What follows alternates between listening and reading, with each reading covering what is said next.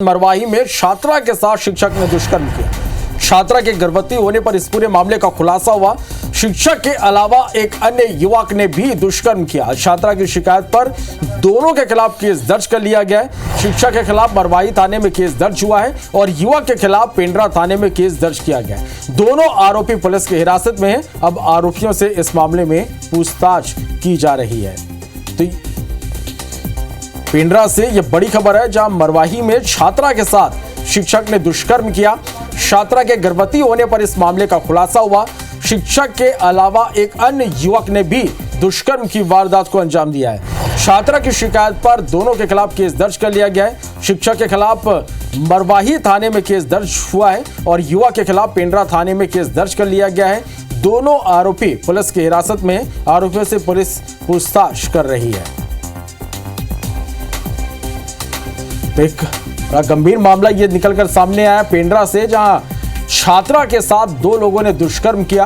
हालांकि दोनों जो आरोपी हैं वो पुलिस की हिरासत में हैं, लेकिन देखिए किस तरह से शिक्षक ने ही छात्रा के साथ दुष्कर्म के इस घिनौने वारदात को अंजाम दिया और इसमें एक और युवक शामिल था। दोनों आरोपी पुलिस की हिरासत में हैं।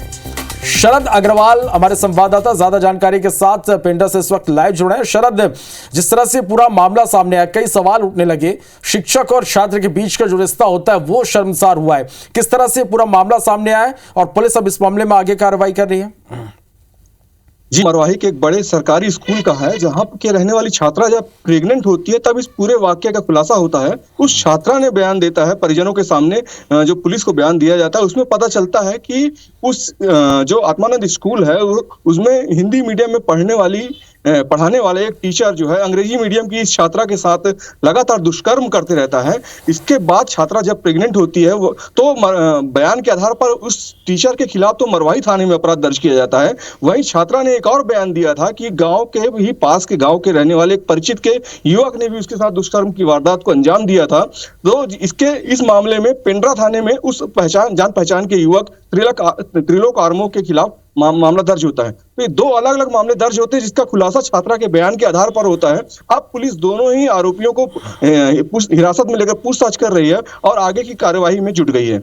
जी, तो निश्चित रूप से देखना होगा कि पुलिस इस मामले में आगे किस तरह की कार्रवाई करती है। बहुत शुक्रिया शरद, आपका हमारे साथ जुड़ने के लिए और इस तमाम जानकारी के लिए।